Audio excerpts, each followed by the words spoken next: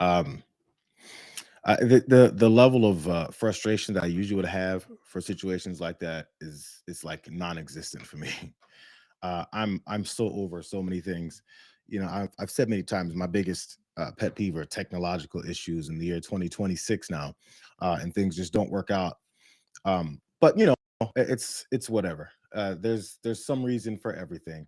So that was a minor hiccup. I'm glad you guys who are filing back in are here. Maybe the folks that weren't able to see us, I was going to start 20 minutes early. Maybe someone in the audience, maybe universe wanted to make sure someone in the audience did miss what we're going to talk about today, or maybe the first part of this story. So as you guys file back in, I appreciate you guys for hanging on. I know it's very easy to be like, oh, this is the best. It's you know, it's a one-man situation, and sometimes your sound just says F you.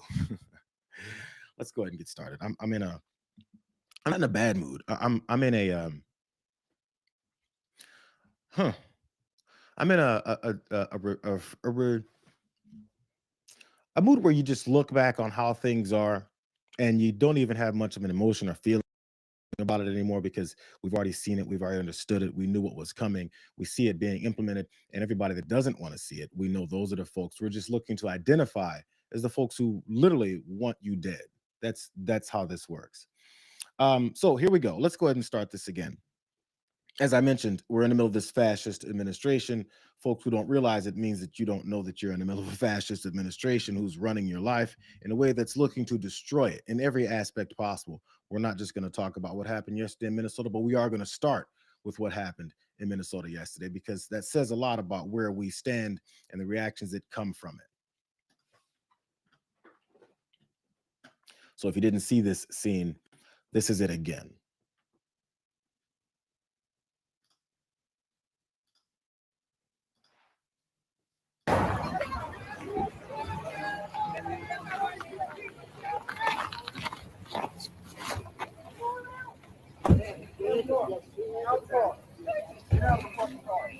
No!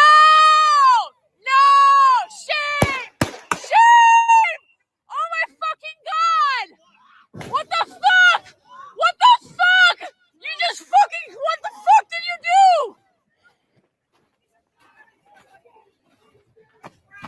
You are fucking criminals!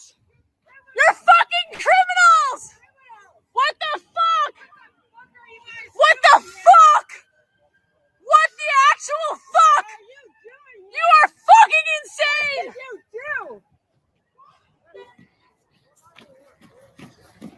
What did you do? You! Shame! Shame! Shame! Shame! Shame! Shame! Shame! Shame! Dude, what's happening to her? What happened?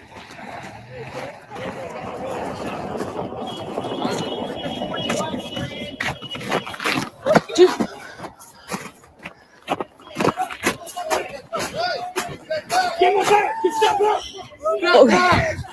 Dude, you shot her. I'm trying to help. No, no. You fucking shot someone in the fucking face.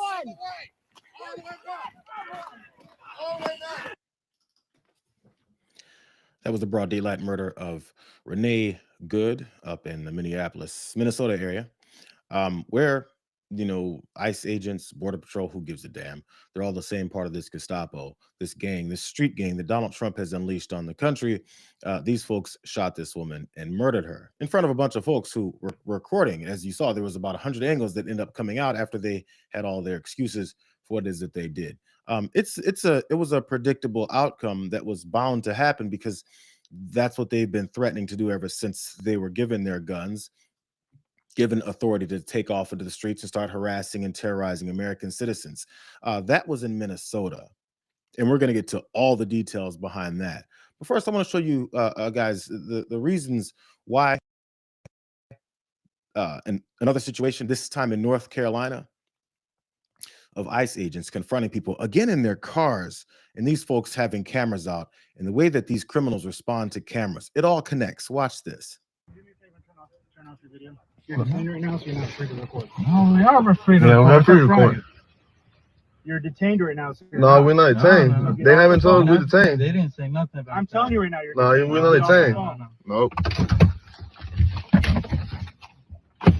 Look, I got that too on recording already. And you are not allowed to do this. they're not detained.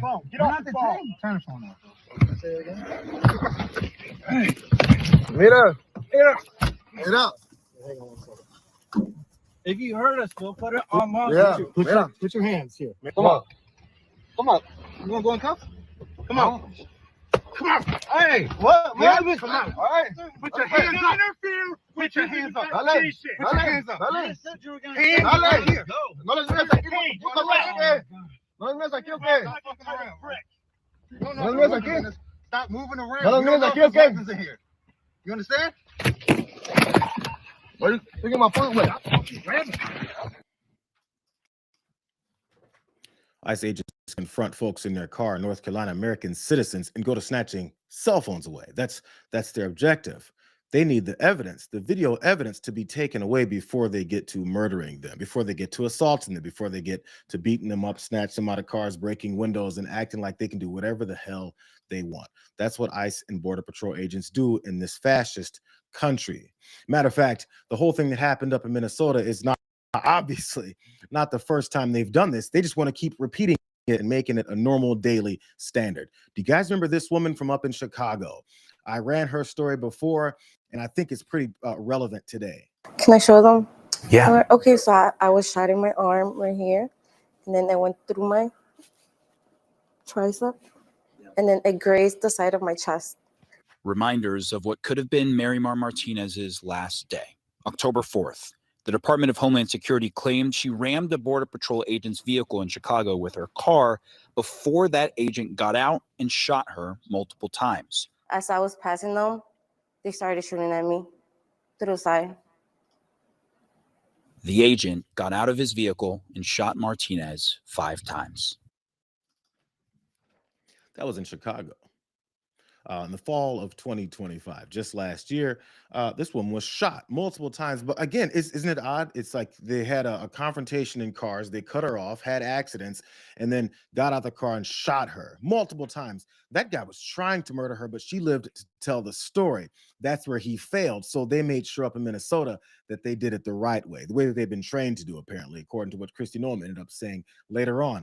But did you know this? This has happened 9 times since September. From the New York Times. In September, immigration officers pulled over a man driving a Subaru on a busy street outside of Chicago. The man, a Mexican immigrant named Silverio Villegas Gonzalez, was shot and killed less than a minute afterwards. Homeland Security officials said, listen to this, said that Mr. Villegas Gonzalez had hit and dragged one of the officers with his car, and that the officer who shot him was acting in self-defense. But a Times analysis video calls into question key aspects of the government's account. Isn't that weird? Here's more of what they said, in case you need a little more evidence of what it is that we're seeing and how this has become a regular, everyday occurrence. In the last 4 months alone, immigration officers have fired on at least 9 people in 5 states and Washington, D.C. All the individuals targeted in those shootings, oddly here, like the woman killed on Wednesday, fired on while they were in their vehicles. And in each case, officials have claimed that the agents fired in self-defense, fearing that they would be struck by the vehicle. And at least one other person died as a result of those shootings. That's the one that we were just talking about. As a matter of fact, apologies to the family of Silverio Villegas Gonzalez, because I wasn't even bringing that up to the degree that I should be bringing that up. He was the first one to be murdered by ICE agents, but we have been talking about him. What happened up in Minnesota, there was a white woman by the name of Renee Good who horrifically was murdered for driving in the street and disrupting the operations of kidnapping people off the streets. And then when they ran up on her, they shot her multiple times, specifically in the head, before her car rolled down and hit another car, as we saw as we started this whole thing. But we're not giving enough respect to the people who've already been through this before. How often have you guys seen this? How often did you guys see what happened to Silverio Villegas Gonzalez? Because it happened in October.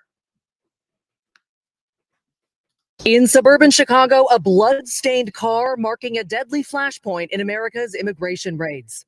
The Department of Homeland Security saying ICE officers in Franklin Park tried stopping a vehicle driven by 38-year-old Silverio Villegas Gonzalez, but say he refused to follow commands and drove his car at law enforcement officers, dragging one a significant distance.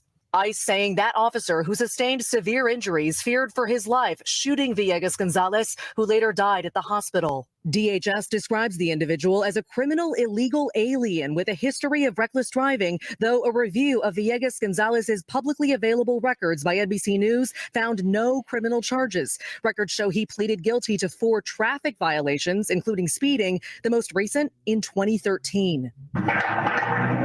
Wow. 2 shots. Yes. In suburban Chicago, a blood-stained car. They described him as a criminal illegal alien, even though he had no criminal record. It's odd how that works. Odd how also they called Renee Good a domestic terrorist and an agitator, a disruptor, someone who's trying to kill and run over ICE agents, similar to the way they said about this man. And similar to what they said about the woman they shot in Chicago, and similar to the way they said about the other 6 instances of them doing this. It's almost like it's a coordinated effort to tell you that you're crazy, and then when they shoot you in the face and murder you and your family is now devastated, after that, then what they tell you is that it's all your fault. And even more so after that, they take to the streets with the rest of their fucking army of goons, and they go to attacking more citizens. Back to Minneapolis in the aftermath of what happened as Renee was shot. Let's go! Whoa! Kill someone else! Go for it! Kill someone else!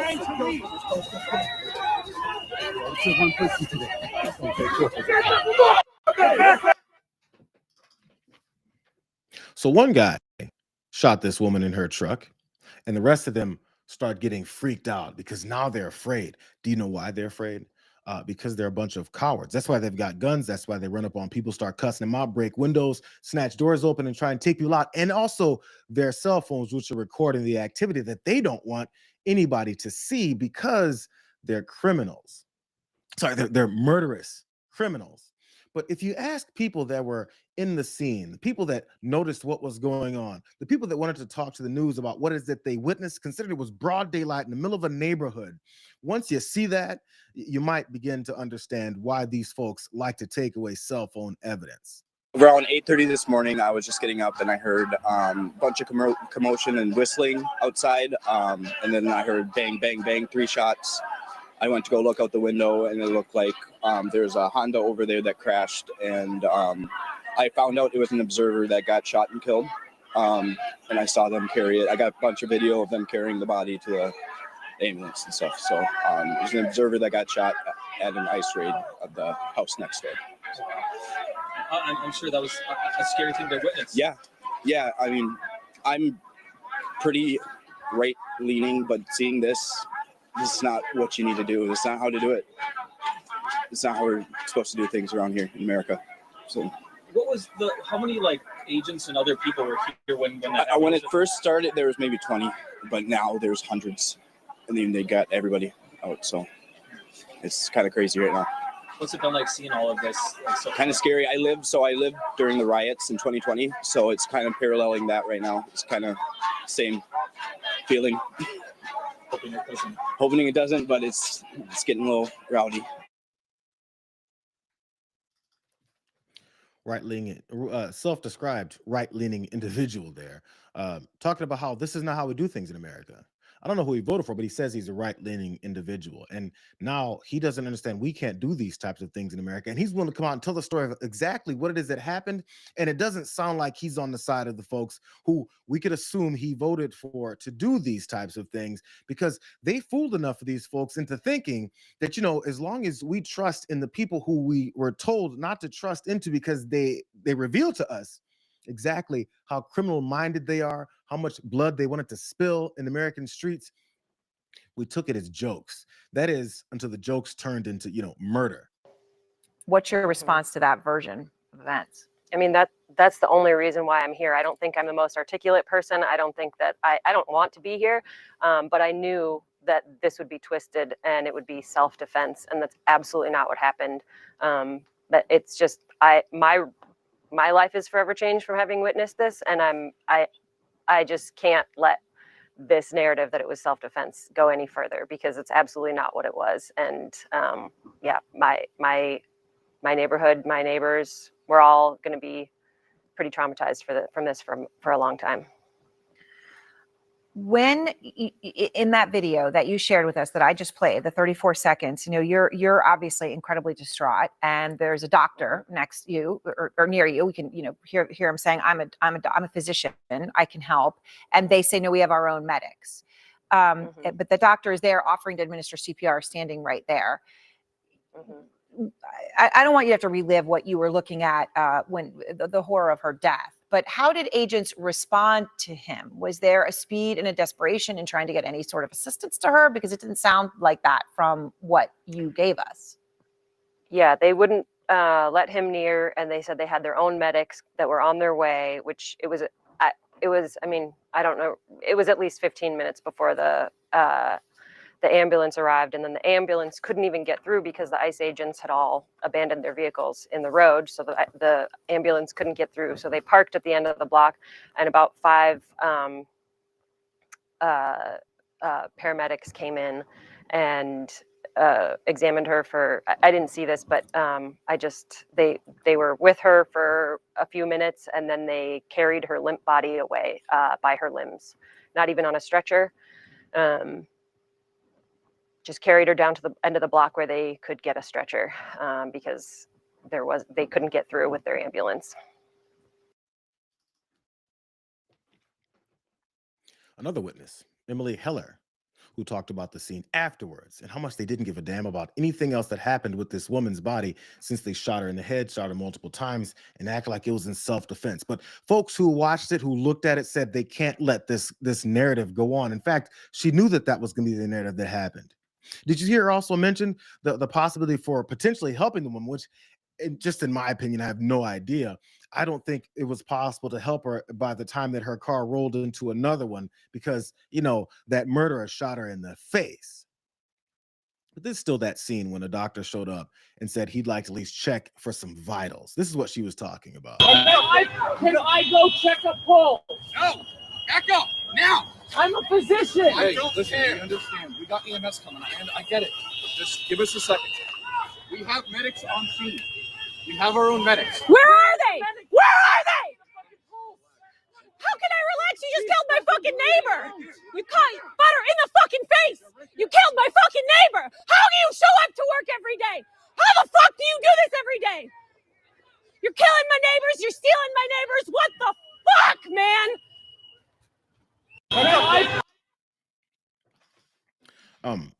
You know how self-defense and crowd control turns into you not rendering any aid to the person you shot, not allowing someone else to potentially even check on the vitals of the person that you shot, because that's how much sense these guys make.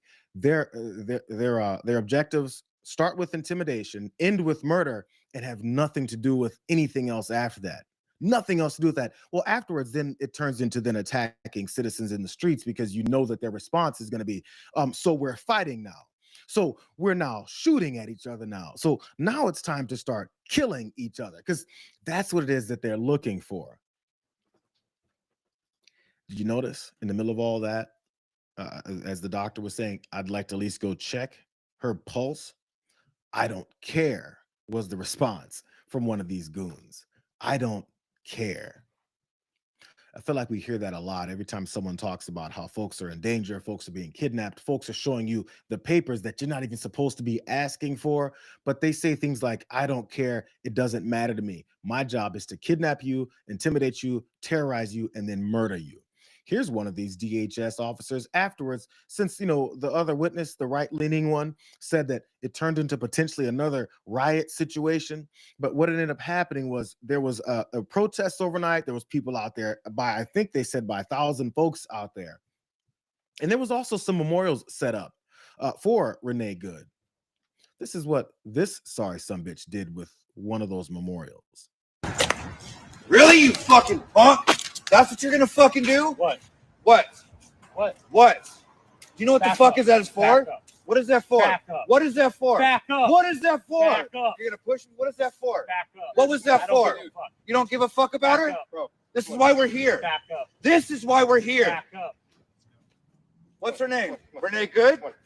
Back up. And you fucking, that's a memorial to her. That's a memorial to her. No, it's good. You're a fucking coward. Fuck you guys. You're a You piece guys of are shit. Nazis. You fucking proud Shame of on yourself? you guys. Fucking shame on you You're a guys. fucking punk. Really? Go and put your fucking That's what they fucking want to do. You're a little bitch. Fuck you guys. On that fucking badge, you're a coward, you little You guys cock. are going to hell. Renee Good is a mother that is standing up for our rights and was murdered. She was a Why the legal fuck? observer. Why we're here is because of cowards like you. Do you guys not realize? It's the entire objective here. And afterwards, you desecrate any memorials that have been put up in her memory. Because that's what we've become. Like I said from the beginning, this is a fascist country. It's an openly fascist country. So the people that they're in charge who are supposed to be protecting and serving are out kicking candles and dusting up any kind of things that were written on the ground in memory of this woman, because that's their job. And then after someone gets upset about it, you stand up and say what? And you have the rest of your little goons surround you. So there's an intimidation factor in case he kicks your sorry motherfucking ass. That's what they do. So what point is something else going to be done? At what point are we going to do something else? Because the protest happened overnight. The vigils happened overnight. It was a beautiful scene. Everyone from Tim Walz to any other representation from the city talked about how we don't make sure you don't fall into the trap that they want you to fall into, which is to fight back, and then they can call for like the Insurrection Act. I mean, it's not like that's not what they're going for. But just like what Kevin Roberts, I believe, from the Heritage Foundation said, you know, that group that put together this playbook, Project 2025 said, he said it before this guy was even elected. He said, we're in the middle, right in the middle at that point in like the summer of 24.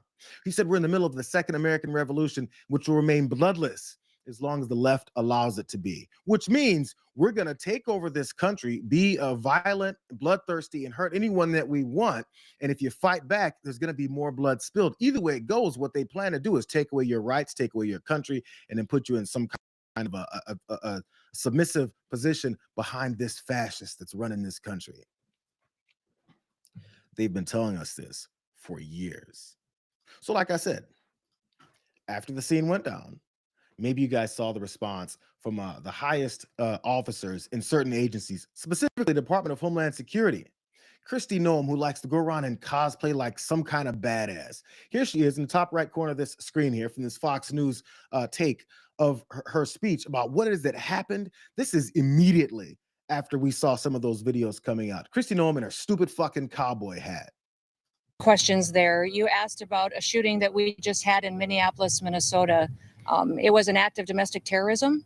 What happened was our ICE officers were out in an enforcement action. They got stuck in the snow because of the adverse weather that is in Minneapolis. They were attempting to push out their vehicle, and a woman attacked them and those surrounding them and attempted to run them over and ram them with her vehicle. An officer of ours acted quickly and defensively shot to protect himself and the people around him. And my understanding is that she was hit and is deceased. We're continuing to gather more information, but this goes to show the assaults that our ICE officers and our law enforcement are under every single day. These vehicle rammings are domestic acts of terrorism. We're working with the Department of Justice to prosecute them as such. We will continue to protect our ICE officers and in cooperation with other law enforcement agencies as well. You've seen me in the last couple of days deploy over 2,000 more officers to the Minneapolis area. And in the last 2 days, we've Kristi Noem called her a domestic terrorist and agitator. said there's some kind of coordinated attacks with these car attacks. Like I said before, we've seen this happen 9 times where people get shot in cars, and we've seen it countless times. That's why I played so many videos of these interactions of people that are taking cell phone videos of these ICE and Border Patrol agents snatching people out of cars, taking away their recording devices so that they can't see what it is that's been happening. So look at her jump to that conclusion right away about a domestic terrorist. As you saw from the graphic there, Kristi Noem was down in Texas. She's down in Texas when this happened up in Minnesota, and she's talking about how she knows exactly what it is that happened, and somehow it fits the narrative of what is it they keep saying happens every time they shoot somebody in a car that's doing nothing but driving, following them, recording their illegal activity. It's what they don't want you to do, so therefore they're willing to take your life for it because it's that important to them to continue to hide under the cover of darkness to keep doing this stuff. Here's Tom Homan, the border czar, who's all about these deportations that lead to these types of situations where someone gets shot by these murderous thugs in the middle of these streets. Listen to what he has to say about what we should do as far as finding out what happened before we wait and make some conclusions that Kristi Noem just made. I think the city of Minneapolis is on edge. I think the country is on edge right now. You say the investigation is ongoing. Investigation just started. Just started. You say you can't comment on the video, which many Americans are seeing and reacting to. I'm not going to make a judgment call on one video when there's 100 videos out there. I wasn't on the scene. I'm not an officer that may have body cam video. It'd be unprofessional to comment on what I think happened in that situation. Let the investigation play out and hold people accountable based on the investigation. I think many members of the public are calling for the same thing. And so they're confused. Maybe you can help me understand how the Department of Homeland Security could conclude so swiftly that this is a, quote, act of domestic terrorism, that this woman, quote, weaponized her vehicle. By the very same standard you described, this investigation is just getting started. That's the question for Homeland Security. I'm the border czar. Well, I can tell you what I've seen on my airplane ride here, looking at numerous videos, seeing numerous social media posts, statements from Homeland Security, statements from Secretary Noem. I'll leave it at that. But as a law enforcement officer, what good is it to do right now to me prejudge the facts of what happened today without giving law enforcement professionals, whether it's the FBI or the local police there, give them time to look at all the videos, talk to all the witnesses, talk to the officers, and make an educated decision on what occurred today. That's what needs to happen. I've been a cop since 1984. That is a process we must go through. Is the process that your DHS director, that Kristi Noem made, is that the process that she went through? You notice, and look at Tony DeCopo, CBS Evening News anchor, who's gonna dumb down the news again and make sure it's more MAGA-like. Actually ask a follow-up question like, well, I feel like everyone's trying to figure out why your Department of Homeland Security head, why she stepped out and did exactly the opposite of what is that you said everyone else should do. But his cowardly ass, he can't continue to say, well, Kristi Noem did the wrong thing, even though he's saying everyone else did the wrong thing. But that's just a question for the Department of Homeland Security. Well, we know they're not going to answer the questions. So if that's a question for the Department of Homeland Security, which you just kind of said you disagreed with, why is it when you were looking through videos and evidence on your way over there right then, why is it you mentioned the Department of Homeland Security's statements as some of those things you were looking into?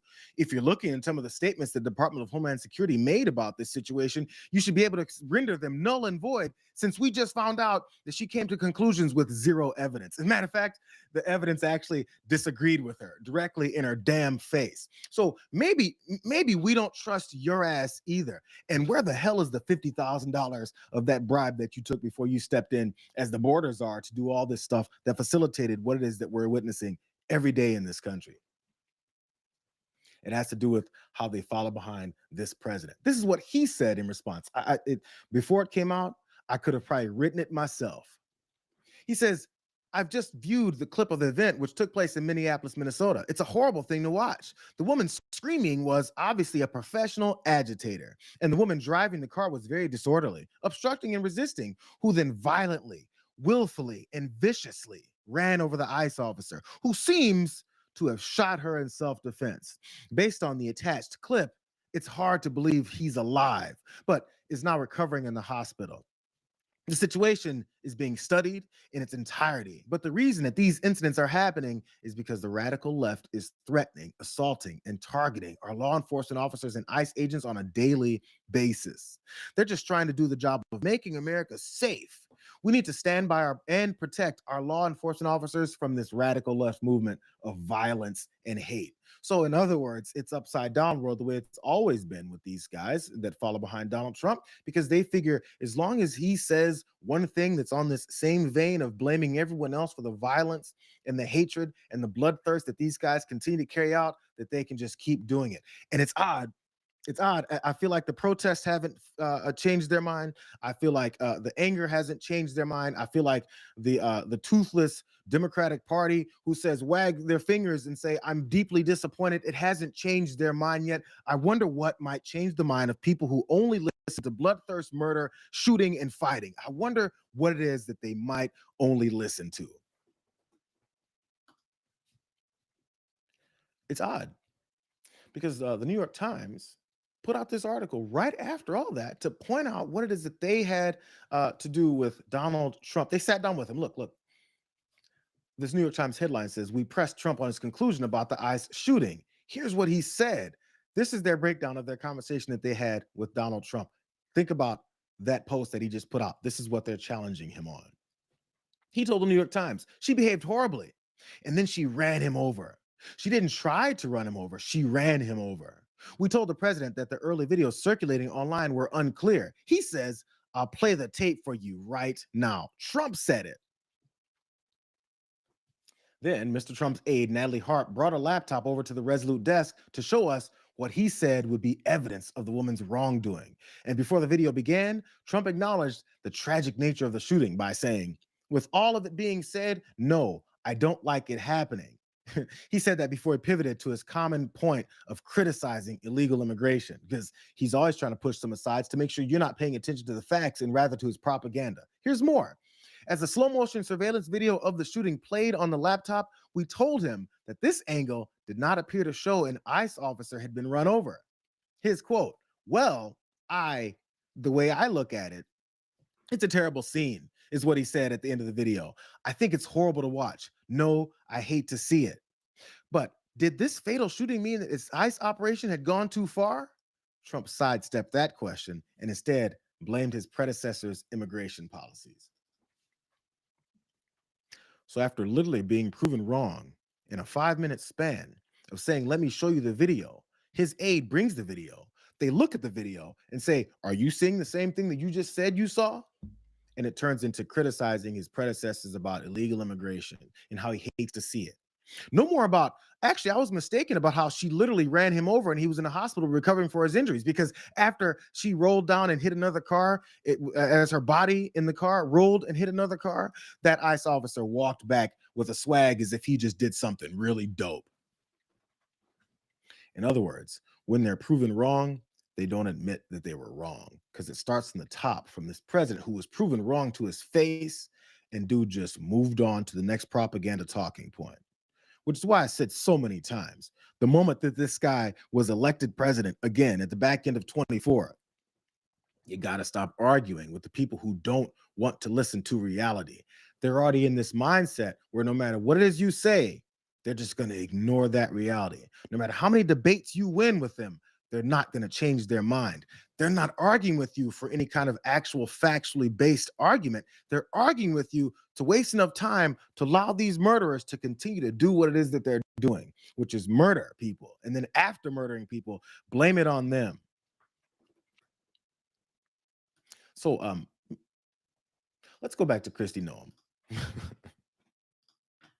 Because she wasn't done. I just want to have that aside to show what it is that that they think they can skirt by on. So she starts by calling her an agitator and also a domestic terrorist. As we saw, none of that makes any sense. Let's see if Kristi Noem has anything to say to back up Donald Trump's words about this being horrific in a domestic terror dispute from this woman that they shot. Secretary, can you expand too on the agent's injuries? The president said that he's lucky to be alive. The officer was hit by the vehicle. She hit him. He went to the hospital. A doctor did treat him. He has been released but he's going to spend some time with his family. Secretary, can you expand? It's weird.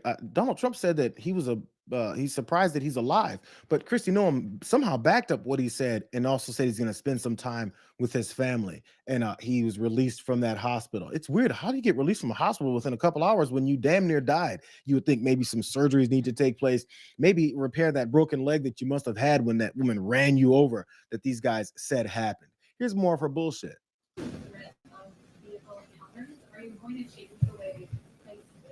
You know, people need to stop using their vehicles as weapons. This domestic act of terrorism to use your vehicle to try to kill law enforcement officers is going to stop. And I'm asking the Department of Justice to prosecute it as domestic terrorism because it's clear that it's being coordinated. People are being trained and told how to use their vehicles to impede law enforcement operations and then to run over anybody who gets in their way while they go out there and try to disrupt peace and public safety. And Americans deserve better. Americans actually do deserve better. So I'm wondering when the follow-up question is going to come from statements like that. It's obvious. She said it's obvious. It's clear that this is being coordinated. They're being trained to drive their cars into ICE agents who've none of them been run over, but they all do a lot of shooting and a lot of snatching and a lot of taking away of video evidence of their activities. But somehow it's a coordinated effort from people in this entire country, all over the country, in multiple states and cities. Somebody's coordinating the effort to disparage ICE agents, and has nothing to do with ICE agents actually, doing the illegal criminal activity that everyone's recording, showing, witnesses are telling stories of them doing. That's why you can't have arguments with these folks. She sees the reality. She knows the reality. Her job is not to acknowledge that. Her job is to pitch you propaganda that changes minds of people who apparently don't really have one. Here's more. And followed his training today. Given the threat of vehicle counter, are you going to change the way people need to stop using their vehicles as weapons. This domestic act of terrorism to use your vehicle to try to kill law enforcement officers is going to stop. And I'm asking the Department of Justice to prosecute it as domestic terrorism because it's clear that it's being coordinated. People are being trained and told how to use their vehicles to impede law enforcement operations and then to run over anybody who gets in their way while they go out there and try to disrupt peace and public safety. And Americans. Sorry, it's the back end of the same point. Coordinated efforts. So at what point do we stop listening to folks like this? At what point do we decide to not argue with folks like this? It's a waste of time. If we continue arguing with folks like this, do you think maybe tomorrow when they have, more aggression towards American citizens in the streets, do you think maybe those murderous individuals will say, wait, we lost the debate yesterday. Kristi Noem looked like an effing fool in front of cameras and at the press conference talking as if this is something that's, supposed to happen. And that their training tells them to shoot American citizens in the streets after then walking up on them, snatching on their doors and cussing them out. That's the training that they say is involved. Kristi Noem said he did exactly what it was that he was trained to do. That's what she said. So apparently, as was admitted by Kristi Noem, what they're trained to do is to attack you. What are we going to do? Want a little bit more evidence? Stephen Miller. I believe this is from like October as well. If it couldn't get more blatant, this is what his message was to his ICE and Border Patrol agents. Well, we need to reassure a couple points to all ICE officers. You have federal immunity in the conduct of your duties. And anybody who lays a hand on you or tries to stop you or tries to obstruct you is committing a felony. You have immunity to perform your duties, and no one, no city official, no state official, no illegal alien, no leftist agitator or domestic insurrectionist can prevent you from fulfilling your legal obligations and duties. And the Department of Justice has made clear that if officials cross that line into obstruction, into criminal conspiracy against the United States or against ICE officers, then they will face justice. According to Stephen Miller, the justice was that Renee Good should be murdered because he told his ICE agents, you have the right, you have complete immunity backed up by this criminal administration to do whatever the hell you want. And you can call people, as you saw those terms, agitators. You saw Kristi Noem call them domestic terrorists. They just slap names on people. And then after they slap those names on people, they kill them and say they were a domestic terrorist. Isn't that weird how that works? It's like we've, it's like you can look it up in like, history, very recent history, and understand that fascists do things like that. They determine their political enemies and anyone that stops them from implementing their authoritarian regime, that they can call them domestic terrorists and then, murder them. It's like we're looking at it right in front of our faces. But I'm going to tell you why, for the last time, last bit on this, I'm going to tell you why we're living in the middle of this fascist government. It's a fascist United States right now, because it's not just Donald Trump and Kristi Noem and Pete Hegseth and Stephen Miller and all the rest of these losers. It's also the entire MAGA Republican Party. Ayanna Pressley, Democratic representative, she was on the floor and she put forward this subpoena. Let me show you how that turned out. Her subpoena was to get all the records, all the video evidence and everything else from this particular event. Here, watch this. My motion to subpoena is pretty straightforward. Earlier today, a woman was shot multiple times and killed by immigration enforcement agents in Minnesota while we were holding a hearing on the state. And while there are claims that ICE did nothing wrong, the officials in Minnesota say otherwise. And since this committee is responsible for oversight of federal law enforcement, we must investigate. This subpoena will help us get to the truth, and it should have bipartisan support. And I urge my colleagues to vote yes. It is a tie, so the motion fails. Does any other member have any business before the committee? Seeing none, without objection, the committee stands adjourned. My motion to subpoena. Ayanna Pressley had a motion to subpoena the video evidence of everything that happened so that we could come to those final determinations about what is that we saw, what happened, and the reality of the situation, the conclusions that we can draw from it. Matter of fact, an investigation from multiple law enforcement agencies are the ones that should do that. But just in this case, this is the Congress. This is an oversight committee, specifically on things like this. And every Republican voted against it. So what is it about House Republicans who weren't on the scene? What is it that they don't want revealed? Why is it that they don't want subpoenas for all the actual evidence to prove the point? Why do they want it hidden? Why did they vote against a very simple measure to subpoena these records? Do you think it's because they're all fascists? Or do you think they want to get to the bottom of it? Or do you think they want Kristi Noem's position and Donald Trump's position to somehow become the reality for people who aren't paying attention? They're all responsible for this. They're all responsible for this.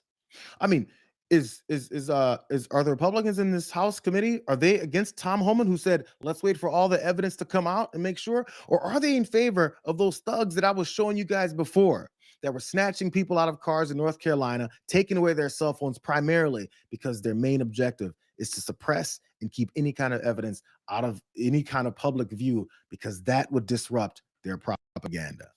And it's odd how propaganda somehow always matches up with fascists. So ask yourself, what are we going to do about it? Let's move on. Anybody who just showed up, I was supposed to start this 40 minutes ago. No, I was supposed to start this a full hour ago. I'm sorry, it's only 40 minutes in. I was supposed to start this a long time ago, but I had a couple hiccups technologically. So I'm sorry, technically I had a bunch of hiccups. So here we are. I'm going to go over. I'm going to dig into this next aspect of this whole story. I don't want to say it's more humorous, but it's definitely involving more clowns. Trust me, I'm not going to talk about this shooting for the entire time that we're doing this stream, especially since I'm going to do this stream for the next, I'm going to go over. So welcome, everyone. In case you are just getting here, we're just getting warmed up. Let's together go like this stream. I haven't had a chance to do that yet. I've been too busy barking about all the fascism that's running through this country. Let's move on to this next story, next aspect of this story. How many of you guys know who Troy Niels is? He's a Republican congressman who loves him some Donald Trump.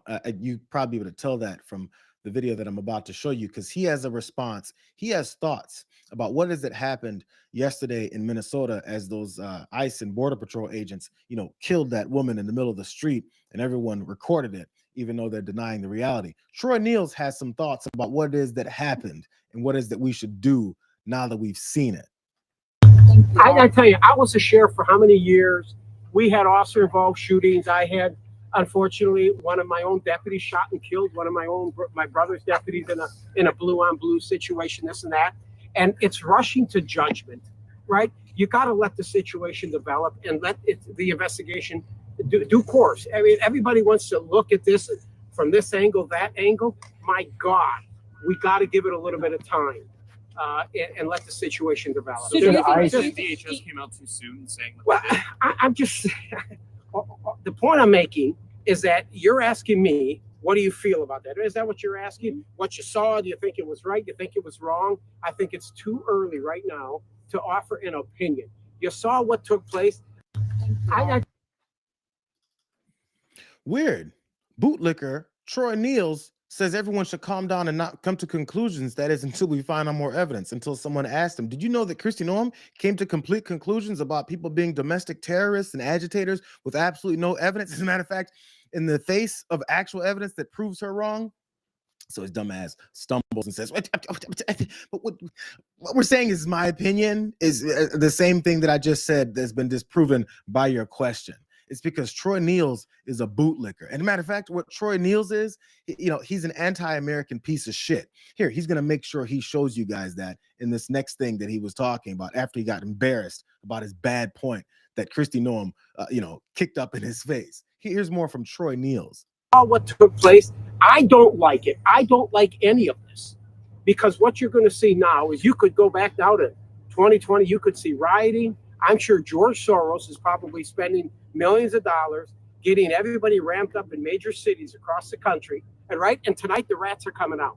I'm just telling you, I think the rats are coming out tonight, and you're going to see some civil unrest in this country. Tim Walz, I highly recommend you put a warning order for the National Guard. I'd get the National Guard deployed immediately. I would deploy it, because I think it's going to get a little ugly. I think it's going to get a little ugly, because this is, in my humble opinion, this is what the left wants. They want destruction. They want everybody just to go out there and start raising hell. They talk about peaceful protests. You're not going to see peaceful protests from the left. You're just not going to see it. You saw it in 2020. Look at what do we have? We burned down buildings across the entire country for months. Shameful. Do you think ICE should leave Minneapolis like the mayor wants? Let me tell you something. With all the waste, fraud, and abuse, we need to send Doge and everybody in that entire state, because of the corruption you've seen with the Democrats. All I'm saying is maybe you could pause a little bit. I mean, we lost a life there, right? There was a loss of life. And there's not an officer in America, there's not a law enforcement officer in this country that says, I want to go out today and legally kill somebody or shoot somebody. Why in the hell would you want to do that, right? I'm not going to question that officer's tactics or motives. It is what it is, but now you got to let the situation develop and let the investigation do time. That's your time. Troy Niels says American citizens are rats, and they've all been paid by George Soros. It's a good idea. George Soros just dropped me $1 million check yesterday for talking about this. It's really good. I mean, George Soros just pays the entire country, everybody who's against these pieces of trash. Everybody, somehow George Soros is paying everybody to come out, because no one would have cared about you murdering someone in the middle of the streets without George Soros telling you. It digs into the mindset of these folks, you know, because if Donald Trump tells them something and then actually pays them a couple pennies, then they'll come out and defend him to the death, because that's what Troy Niels is. He's that rat that he's claiming everyone else is. See, I'm trying to answer those questions. You get a good insight in the extreme stupidity of Troy Niels. Somehow he's bringing up Doge when asked if ICE should leave the situation like the leader of the city said they should. You know what? Let me show you Troy Niels. Did you guys notice that tie he was wearing? By the way, it was Donald Trump's fucking face on it. The reason why Troy Niels wears ties with Donald Trump's face on it is because Troy Niels kneels to Donald Trump every chance he gets and gets as many ass cheeks in his mouth as possible. So there's a flashback moment. This is from maybe a year or two ago. This is Troy Niels' feelings about Donald Trump and the reason.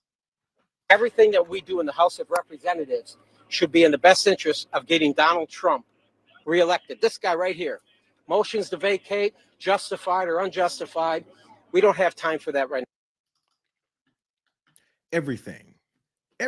Representative of the United States, Troy Niels, says that they should do as a party should be in the best interest of Donald Trump. It's almost like he's revealing his worldview and the way that he's looking to govern his constituents that apparently voted for him to kiss Donald Trump's ass and wear Donald Trump themed ties. In fact, it was even worse. Here he is again. This is another flashback. There's no question he's the leader of our party. So now he's got a mission statement, his mission, and his goals and objectives, whatever that is, we need to embrace it. All of it. Every single word. If Donald Trump says jump 3 feet high and scratch your head, we all jump 3 feet high and scratch our heads. That's it.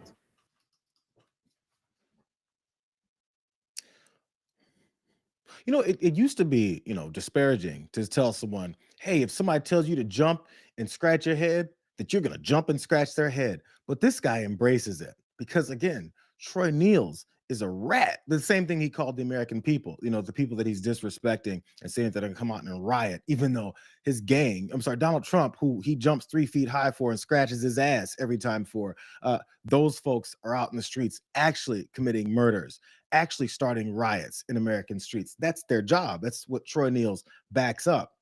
Like, it's embarrassing. It's embarrassing. What's odd though, he's saying all this stuff about how everyone's rats because he knows he doesn't, to the degree that he was saying he was representing them before, he doesn't have to worry about that anymore because Troy Niels has decided, according to Access, we saw this is back in November, he's quitting Congress. He's not going to seek re-election. Isn't that weird? He can call everyone a rat so he can run away.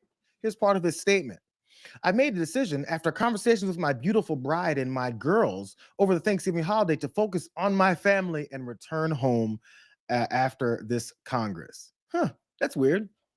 Before making that decision, I called President Trump personally to let him know of my plans. President Trump has always been a strong ally for our district and a true friend, and I want him to hear it from me first.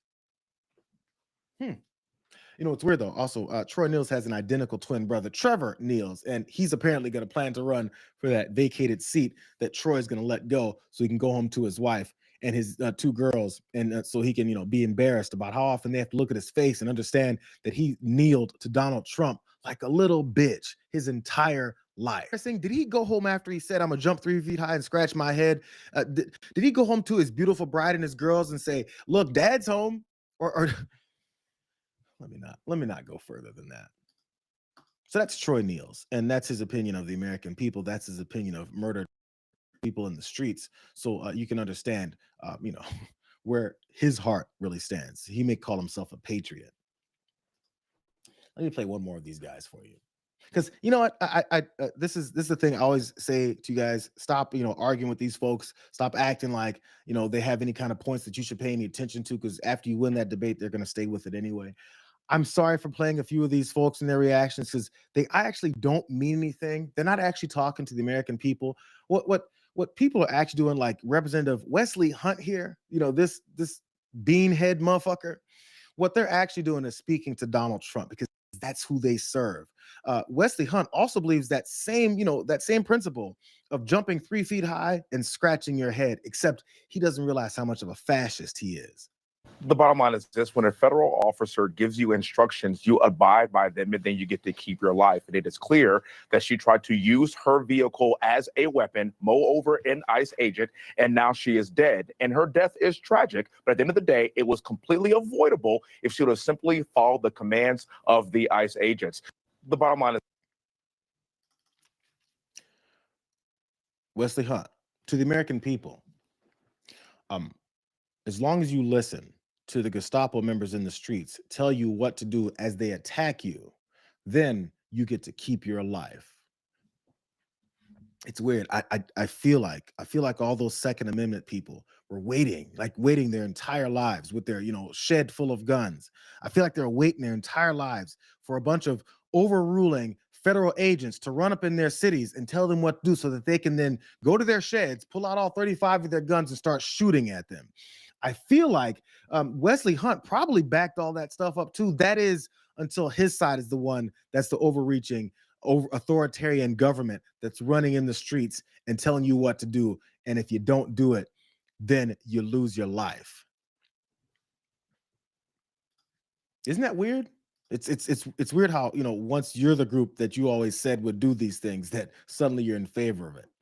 I wonder what Wesley Hunt thinks of what happened to Ashley Babbitt, who did this odd thing. She did this weird thing. Federal officers told her what to do, which was not continue to jump through windows and try to kill elected officials on January 6th. I feel like they told Ashley Babbitt that, and then what happened is she lost her life.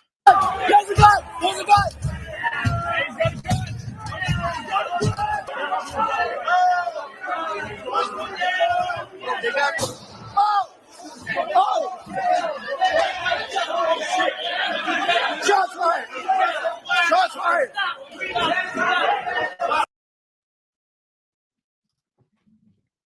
Do you think Wesley Hunt said that Ashley Babbitt deserved to die? Do you think Wesley Hunt went on Newsmax and said, all you got to do is follow the orders of federal officers and you can live? Do you think he said that? Hey, maybe I'm wrong. I haven't researched everything that Wesley Hunt says. Somebody find me the video of Wesley Hunt saying that Ashley Babbitt deserved to die. Somebody show me that video.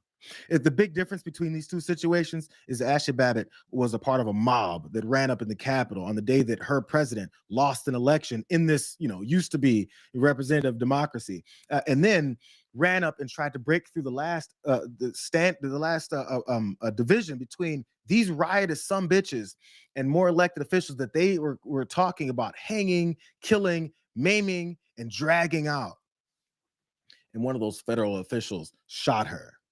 And in response to that, like I said, Wesley Hunt works for Donald Trump. Wesley Hunt works for Donald Trump's big fucking toenail, because Wesley Hunt is, you know, he's a subhuman person that's supposed to be underneath Donald Trump's ass. And the reason that they say all these things that they say is because Donald Trump said this about Ashley Babbitt, who apparently should have just listened to those federal officers. But I think the reason the timeline is so critical here, because going back to your influence, in Here's that 3 another one I hours, posted. over 140 officers were injured that day. And a person named Ashley Babbitt was killed. Yes. You know what? She was killed, and she shouldn't have been killed. And that thug that killed her, there was no reason to shoot her. At blank range, cold blank range, they shot her. And she was a good person. She was a patriot. There was no reason there was no reason. And he went on television to brag about the fact that he killed her. The officer was not bragging about the fact that he killed her, but bragging. one person who was at the Did you guys see the statement yesterday from Donald Trump saying that ICE agent killed that woman, you know, Renee Good, in cold blood, point blank cold blood? Did you hear him say that? Isn't it weird? I know it's not weird. It's what all those folks with Trump derangement syndrome predicted would happen. Just saying. Okay. I mean, this is the thing, man. We make all these points. We show all the video evidence. We point out, you know, the hypocrisy from one moment to the next. We've hidden. None of this is under wraps. We understand where their positions are. We understand why they do the things that they do. We have these arguments and nothing changes. Did you notice that yet? You know, because nothing changes. What's going to make it finally change? Because, you know, we had this veneer of like a democracy before this guy came in and started doing things. This administration is about action, and their action is based in authoritarianism. That's how things change. So they're changing things aggressively, violently, and with, you know, terrorist tendencies. So since they're doing all this stuff, things are changing. How do you think we can change it again? Maybe we should think about that a little bit more. I'm done talking about the shooting from yesterday. It's almost the top of the hour. The first hour of this whole stream, of course, was filled with this story. I think it's very important too, though, and I think we should hear a lot of things that people have been saying about it and the positions that they say they have. Don't go and look on Twitter or X. Don't go and fight with people in YouTube comment sections. Don't do any of that stuff. Most of them aren't real anyway. And the whole point there is to just have some kind of fight with someone online or part of these bot farms. Who cares? It's a waste of your time. Pay attention to reality. Continue to realize what your reality is, because this administration is using those moments to be this authoritarian overseeing group that makes sure that you don't see it coming until it's at your front door. All those people in that community in Minnesota had it at their front door. Even the guy who said he's right-leaning, I'm not sure if he expected this to really happen until it happened to him. So let me take a little bit more time. I'm going to go over. So all you guys that are leaving in the next few minutes, I appreciate you. I love you. I tried to get started early so that, you wouldn't have to deal with all this going over stuff. But I got to go over. I didn't want to just talk about that shooting yesterday, but I felt it's the most important thing that's going on, right now, because it's going to continue. So let's shift some gears as we move on. The rest of these stories, by the way, everyone that is leaving, if you are going over to CR, maybe you have something else to do. It's been an hour, bro. I mean, people have jobs, right? These stories are going to be up later, including these next two. And the next two have to do with our foreign policy and how that's kind of unraveling in front of their faces. But oddly, in going with the same theme of this administration, the way that they try and cover it up is with, lies and propaganda. Let's talk about our foreign policy approach to Greenland. Okay, here's Mike Johnson. Apparently, he's trying to hide the fact that this administration keeps talking about going and invading and taking over Greenland. Does that mean we're going to go send troops into Greenland and take it over? No. I mean, they only have, 50,000 people there. This is not a thing, okay? Did Marco say something like that? I think he did. I mean, it was over a 2-hour meeting in the Gang of Eight, and I think he did make a comment, but I think he did it with a smile. He was trying, I took that as a joke. He's trying to be humorous about it, okay? Does that mean we're going to go send troops? Mike Johnson, as we've heard so many times, mostly related to Donald Trump, said Marco Rubio was joking. He had a smile on his face, even though he did say, he had to admit, because, people heard it, that we're going to send troops into Greenland to take it over. The thing that Donald Trump's been talking about, how he wants control over, forever. So it's weird that Mike Johnson said it was just a joke that we'd be sending, troops into Greenland to take it over, when apparently Marco was joking. But maybe someone should have asked him, was Caroline Levitt joking? Purchase would look like. Jackie. Caroline, just following up on Greenland, why not rule out taking it by military force? I know that past presidents and past leaders have often ruled things out. They've often been very open about ruling things in and basically broadcasting their foreign policy strategy to the rest of the world, not just to our allies, but most egregiously to our adversaries. That's not something this president does. All options are always on the table for President Trump as he examines what's in the best interest of the United States. But I will just say that the president's first option always has been diplomacy. Again, look at Venezuela. He tried ardently to strike a good deal with Nicolas Maduro, and he told him, I will use the United States military and you will not like it if you don't take such a deal. And look at what happened. With respect to Iran, the president said the same thing, right? He tried to have serious interest in a deal with the Iranian regime with respect to their nuclear capabilities. They were not interested, and so Operation Midnight Hammer happened, which was another remarkable military success under the leadership of this commander-in-chief. So the president keeps his options open, but diplomacy is always the first. Quickly, just one additional follow-up. It's weird. It's like Caroline Levitt said that all military options are on the table for Greenland. In fact, she compared Greenland to their operations in Iran, compared to Greenland to their operations in Venezuela, which, are military operations. So therefore, it's weird that Mike Johnson says, you guys stop asking me. Marco Rubio was just joking about, military operations in Greenland. It's even though his spokesperson to all media said Donald Trump keeps all options on the table. It's weird. So of course, Mike Johnson got cornered on this because Mike Johnson is really bad at lying, even though he does it every day. You see that there's military action is not going to happen. So then, is it responsible for the White House to continue to raise the specter of military action. They said very explicitly. I've spoken to the question. I'm not gonna look. I'm not gonna take 1,000 gotcha questions this morning trying to pit me against the White House. It is. I've said I can't be more clear than I have been on this. I've given lengthy statements on it. You know where I stand. You know where the House stands. We're going to get a briefing today, and then we'll see how it develops. So everybody relax. Yes.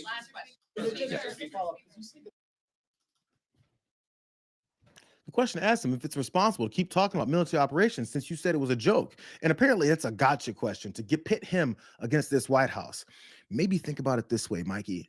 Maybe you trying to lie about what the White House is doing versus what is it they're saying.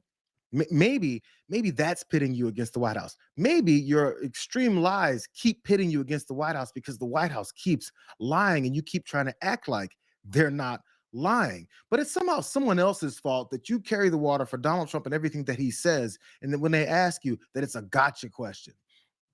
If you can't answer gotcha questions with facts and background information as the Speaker of the House, maybe you shouldn't be in that role. Maybe a gotcha question shouldn't be something that disrupts you, that maybe throws you off. You should be able to stay aligned with your president since he's on the up and up, and how his conflicting statements from Marco Rubio to him don't make any sense. It shouldn't really have the question that pits you against them, but the reality is what pits you against them. Here's a little bit more of that reality. You know, I'm sorry, he said against the White House. Here's a guy that's also part of that administration who's talking about Greenland. Is JD Vance pitting himself against, Mike Johnson? The president is going to make the ultimate determination here, but there's been a lot of belly aching from Europe, and Europe has failed to contend with the fundamental argument the president and the entire administration has made. Greenland is critical, not just to our national security, but to the world's national security. People don't realize this. The entire missile defense infrastructure is partially dependent on Greenland. If, God forbid, the Russians or the Chinese, not saying they're going to, but if, God forbid, in the future, somebody launched a nuclear missile into our continent, they launched a nuclear missile at Europe, Greenland is a critical part of that missile defense. So you ask yourself, have the Europeans, have the Danes done a proper job of securing Greenland and making sure it can continue to serve as an anchor for world security and missile defense? And the answer is obviously they haven't.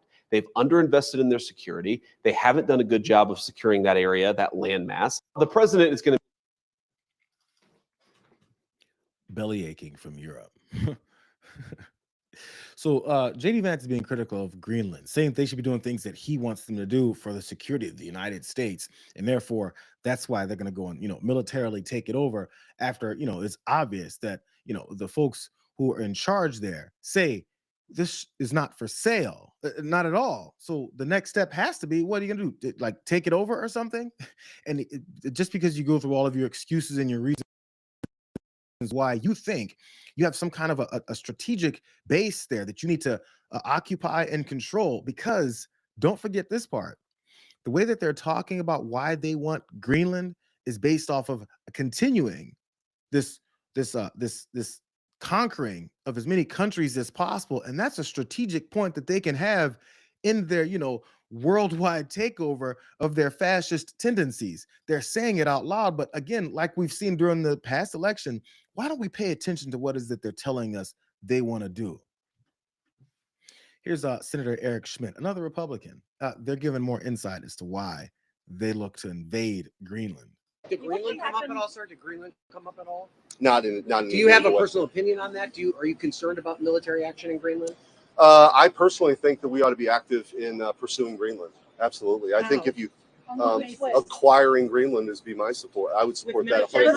That's not what anybody's talking about. First of all, Denmark's claims are nebulous. People sort of skip over that page in history of their claims to Greenland. But I would fully be supportive of Greenland being a much more integral partner of the United States of America. If you look at a globe from on top, all of our defense of the Western Hemisphere, of the homeland, whether it's ballistic missile defense or in space, Greenland has an incredible strategic value and the critical minerals there. The other thing I would point out, China and Russia are operating off the coast of Greenland.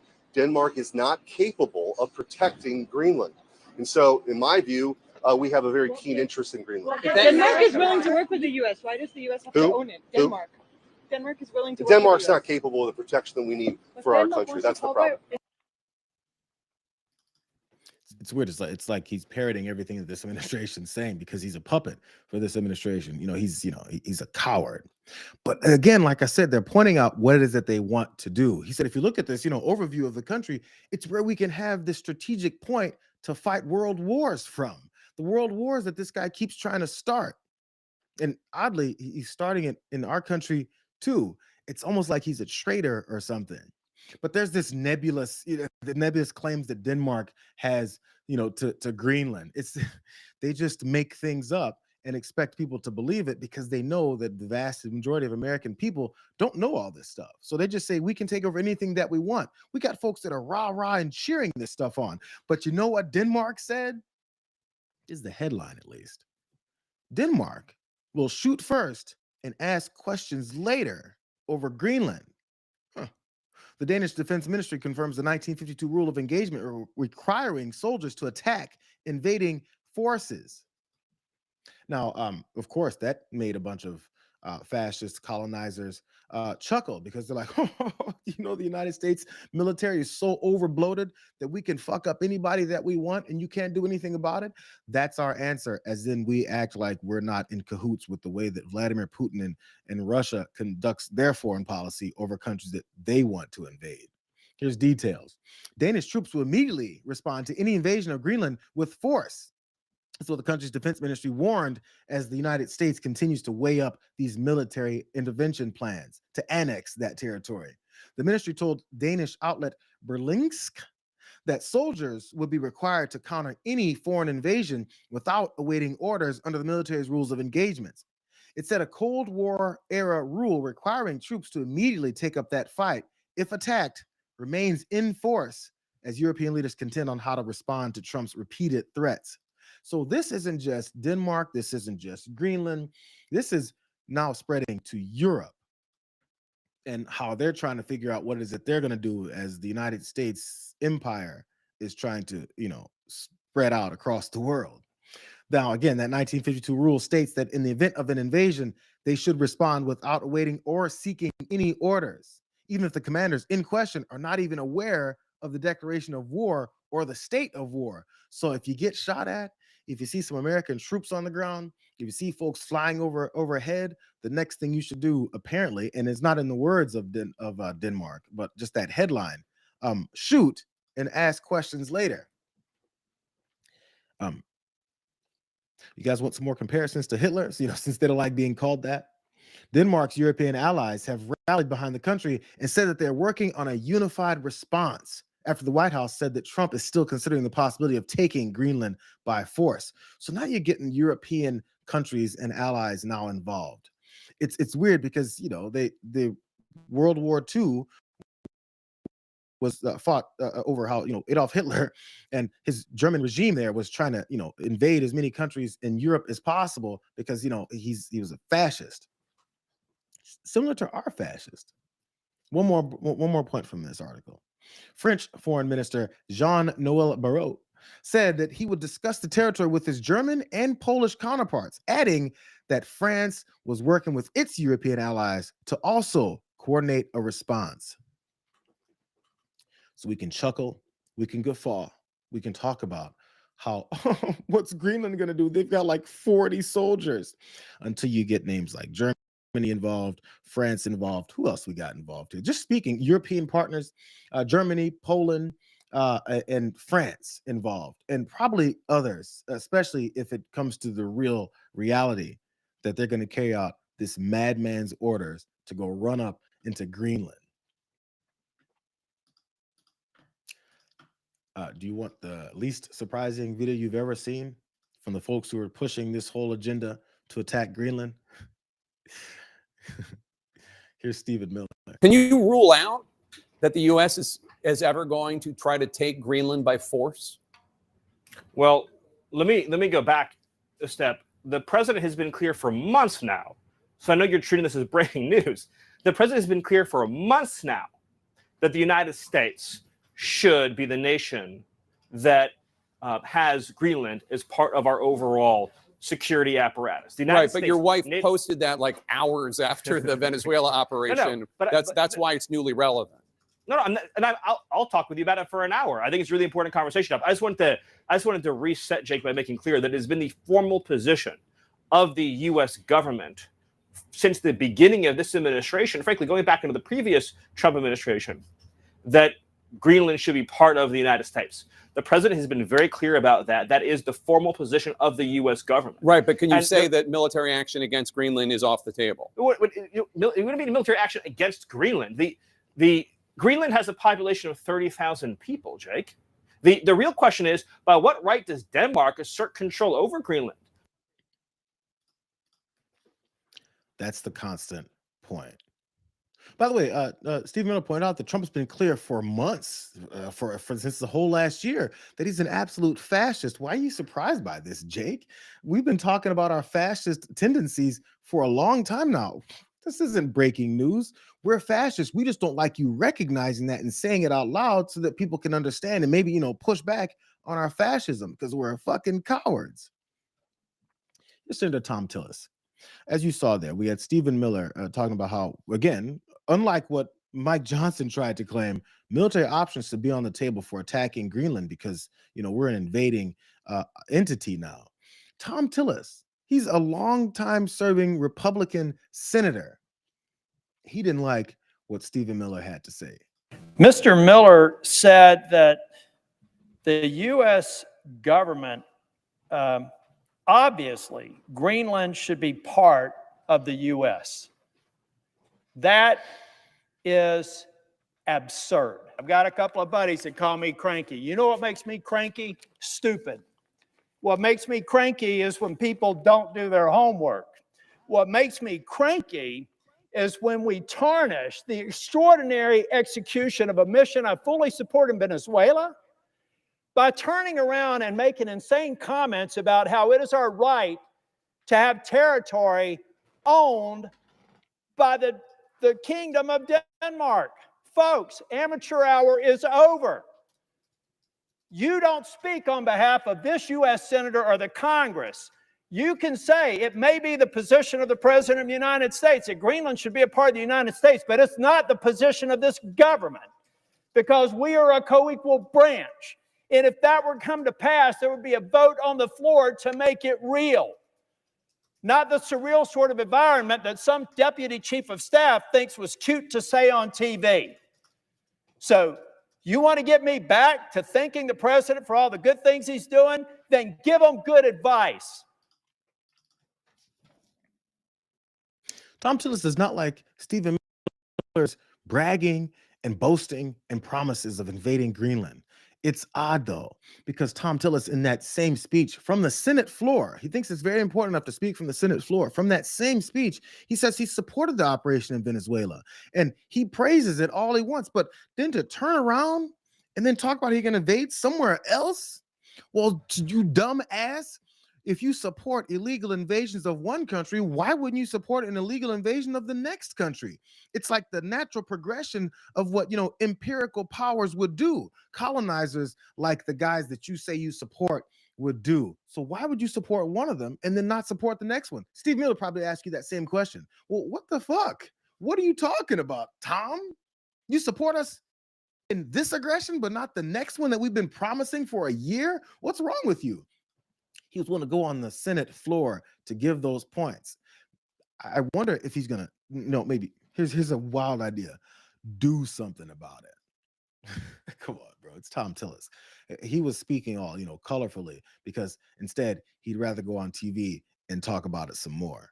North Carolina joins us right now. So do you want Stephen Miller to lose his job? Look, either Stephen Miller needs to get into a lane where he knows what he's talking about or get out of his job. Look, the reason why I thought it was important for me to make a comment on the floor is I've been the Republican leader of the Senate NATO Observer Group since 2018. There is no more important alliance than the NATO alliance. And Denmark has punched above its weight. It came to Afghanistan, lost 43 soldiers on the ground, fought in some of the most contested regions, honoring their Article 5 commitment to the United States. I think they lost more soldiers than any other country per capita. Per capita, they did, and Jake, they were in among the NATO allies at the time. It was 30 nations. They were among the top 6 and think about all the nations bigger than them. So to have the prime minister suggest that they have to be prepared for some sort of action by the United States suggests to me that Mr. Miller does not know anything about the alliance, the importance of it. And, generals, I was on Senate Armed Services for 8 years, and generals would always say the same thing. The only thing worse than going to war with allies is going to war without allies.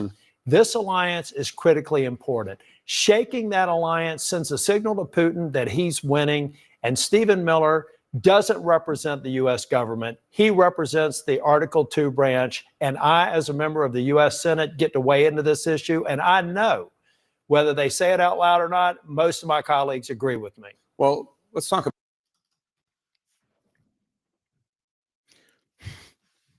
It's a lot of tough talk from a guy who's not doing anything about it. What are you going to do about it, Tom? What are you going to do about it? I mean, stay in your lane, bro. Hey, Stephen Miller should probably not be talking like this. At the same time, as you saw from that speech, he talked about how Congress and Senate is some co-equal branch that they need some approval for. That came right after he said he's in agreement with Donald Trump bypassing Congress to go and do their operation in Venezuela. Which one is it, Tom? Which one is it? I wonder what it is about this particular situation that has Tom Tillis thinking that he can go on TV, yell and talk tough at Stephen Miller, while at the same time cowering every time they do these things that they keep on doing. Like, people can understand what it looks like, to be this coward that you are. Here's the last tough talk moment from Tom Tillis. I promise. I just want to get the full picture of how he was acting, and so that maybe he can distance himself from the disaster that they're planning. Been called and it made me a little cranky. It made you a little cranky. He's been called Trump's prime minister by Steve Bannon, and he has a lot of power in the White House. Yeah. Look, if he's swimming in a lane that he knows something, I'm fine with that. I don't have any personal beef with any of these folks, but I believe in execution, and that was horrible execution in a subject matter he knows nothing about. And it is shifting attention away from an extraordinary success. I completely support the president and what we did to extricate Maduro in Venezuela. We've shifted attention away from that because we all of a sudden see on social media a map of Greenland with the American flag and a Steve Miller talking about it's the position of the U.S. government that they will become a property of the United States. He does not speak for the U.S. government. He speaks for the president or for himself, and he needs to stay in his lanes. Been called okay, Tom, maybe the next time he goes on TV or speaks from the Senate floor, someone can ask him a question if he's on TV, or maybe have their own speech where they ask a very simple question to Tom Tillis. What are you going to do to put Steve Miller back in his lane? You're a senator, bro. You're a Republican senator. Apparently I heard you guys had a mandate. So what are you going to do about it? Except complain on TV and act like you're a tough guy, because Steve Miller's ignoring you. Just want to point that out. One other thing on that. Remember during the campaign, Donald Trump talked about World War III. He's going to avoid World War III. World War III. World War III. We'd be in World War III if Kamala Harris gets elected.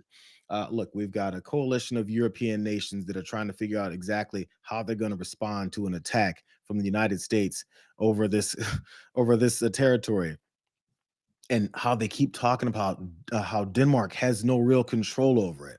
And then you've got a bunch of other countries that you're invading in our own hemisphere to talk about how we're trying to destroy, any kind of leadership that doesn't do what we tell them to do. But Kamala Harris would have started World War III. Let's get to the last story. I'm not going to keep you guys too much longer. I've been talking for a long time. Let's move on to this last bit. As I said, this is the international foreign policy section of the stream and a half that I'm doing here now. So you can't have any stupidity about our foreign policy without seeing Pete Hegseth's drunk face and how he likes to bash the media for asking him questions about his illegal activities. I want to emphasize that question from CNN. The question's never asked how much does it cost when they're in the Mediterranean or the Red Sea or the Indian Ocean or the Pacific. But now that they're in our hemisphere on a counter cartel mission or ensuring that an indicted individual comes to justice. Now you're asking the question of cost. It's a disingenuous question to begin with. You're trying to find any angle possible to undermine the success of one of the most historic military missions the world has ever seen. The level of sophistication that Senate just was briefed on, and the House was briefed on, a classified level, is something only the United States of America can accomplish. The world is taking notice of that. Certainly Venezuela is taking notice of that. And it continues because 2 oil tankers, 2 overnight, were seized by the United States of America, stateless, or I want to emphasize that. You ever notice, many of these guys do it. Pete Hegseth definitely does it. Every time they're cornered on a question that they don't want to answer, or the answer would be, really bad for them, and it would expose their level of, disdain for normalcy in the world. You ever notice they go straight? We know this tactic. They go straight to first attacking the agents, the news agency. So CNN. I'm gonna answer that question from CNN. The question was actually asking about the cost of what is it they're doing in Venezuela. But instead, he moved on to then talk about how they don't like what's going on in our operations across the world. How about you answer the question about how much this is costing Americans? He doesn't want to answer that question, because if Americans hear how much this is costing us to pull off all of these operations to line the pockets of the people who paid them to continue to do this stuff, people might not like that. So he doesn't want to answer it. Instead, he wants to attack those agencies, and he also wants to claim that they don't appreciate the operations done by the United States military. Here's a moment he did it before. This is last year when he was talking about those Iran nuclear strikes on those facilities, and people asked him questions about it, and he doesn't like answering questions about things that he doesn't want revealed. Because you, and I mean specifically you, the press, specifically you, the press corps, because you cheer against Trump so hard. It's like in your DNA and in your blood to cheer against Trump, because you want him not to be successful so bad. You have to cheer against the efficacy of these strikes. You have to hope maybe they weren't effective. Maybe the way the Trump administration has represented them isn't true. So let's take half-truths, spun information, leaked information, and then spin it in every way we can to try to cause doubt and manipulate the public mind over whether or not our brave pilots were successful. How many stories have been written about how hard it is to, fly a plane for 36 hours? As MS.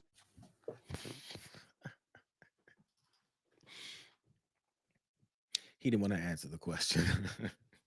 Instead, it was an attack on the media and how they don't appreciate the United States military for pulling off any kind of illegal action that we tell them to do.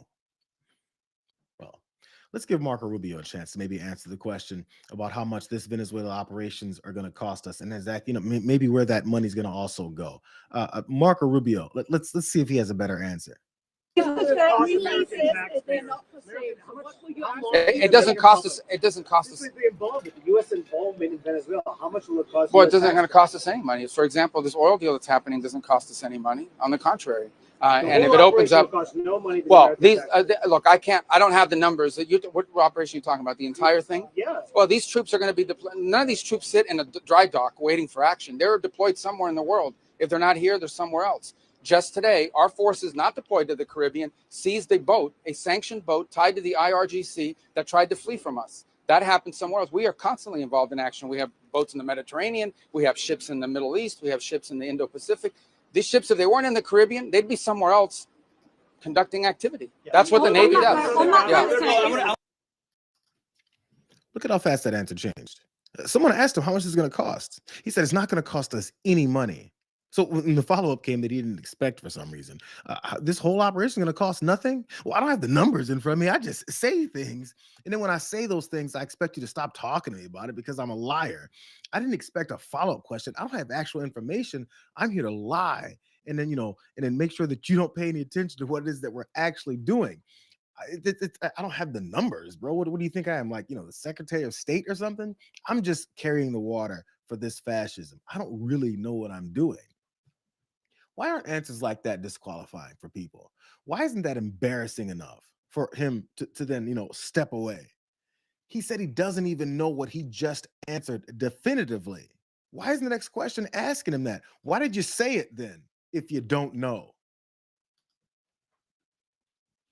I'm going to show you guys where this money is and as far as the costs, we still don't have those numbers 'cause they don't want us to know that. What they do want to let us know though is that there's going to be all kinds of money that's being made and controlled. It's based on the money.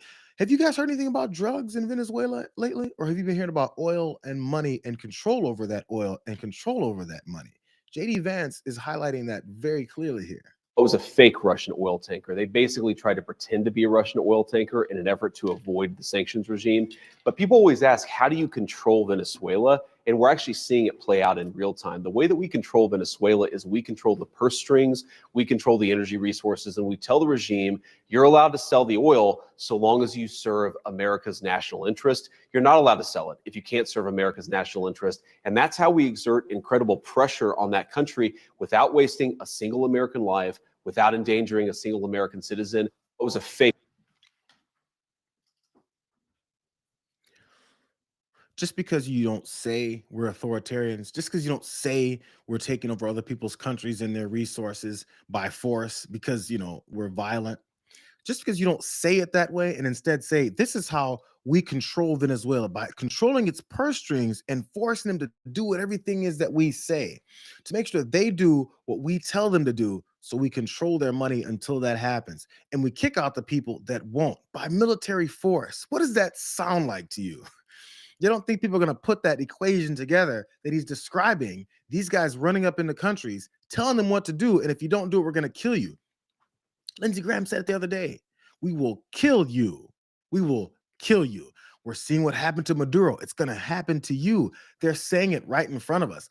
Just like they said, all these takeovers they were going to do within the United States with ICE agents and attacking American citizens and unleashing them on our citizens until they kill more of them. They're doing it now. So now that they're telling us what they're going to do internationally, I just feel like we should start believing them. But how about that money though? Whatever money it is that we're talking about that Mark Rubio doesn't have the numbers of. What about that Venezuelan oil money? Where do you think it's going to go?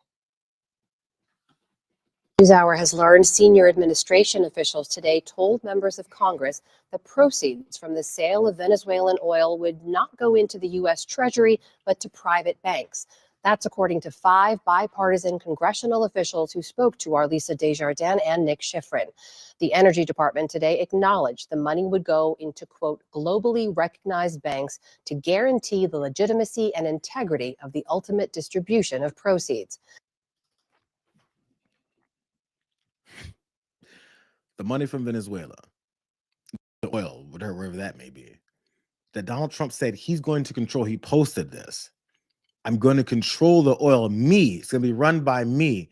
It's going into offshore private banks, not into the U.S. Treasury, which would be bad enough, but it's going to go into not random, it's random to us, the American people, offshore banks that Donald Trump and this administration, this fascist, illegal administration continues to put off wherever it is that they want so they can control Venezuela, as JD Vance just told us they want to.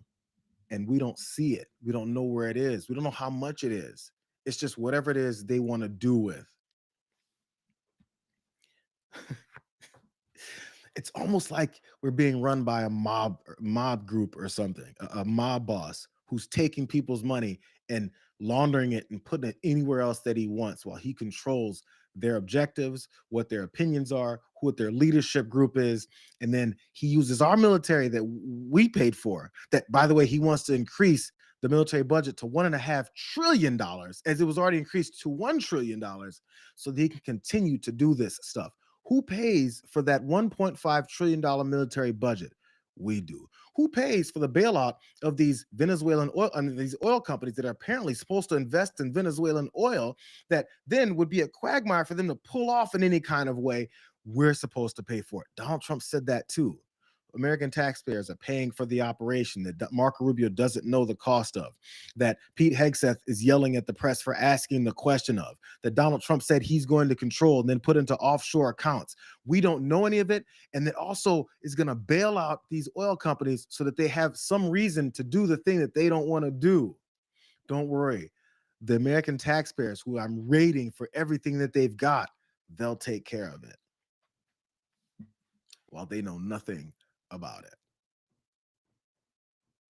like I said at the beginning of this entire stream, this is what a United States fascist government looks like. It's not just the people in the streets shooting women in Minnesota. It's also international policies that take your money, enrich these folks, these oligarchs, and enrich other foreign entities that we don't even know who the hell they are in offshore, unknown accounts that he said is going to benefit us. Okay. I don't think it get much more clear than that. I'm tired, you guys. It's half hour past. Enjoy your rest of your Thursday. We'll see if something turns up for our Friday. I who knows? Maybe something's happened just in this past hour and a half that I've been talking. Who knows? Yesterday, someone got shot in Minnesota when I was talking for an hour. I mean, I heard about it then. All right, let's go. I'm gonna get out of here. I got a lot of work to do. These stories are gonna be up on the page later. We'll see how many of these I can edit through and sift through and make sure that they're clear and concise. We'll catch you guys tomorrow for a watch party Friday. Don't forget, get your drinks. It's the new year. I maybe I'll ask you guys. We'll go over to the posts. I would like to have an energy drink tomorrow, but I made a promise. I made a promise to you guys. I made a promise to myself. It's a new year. I guess I got to stop slowly killing myself with these things. We'll see you guys tomorrow. Come up with something for me to drink. Please let me know. Find me on Instagram. Shoot me a message. I'll try to get to it as soon as possible. We'll see you guys later. Appreciate you. Love you. See you later.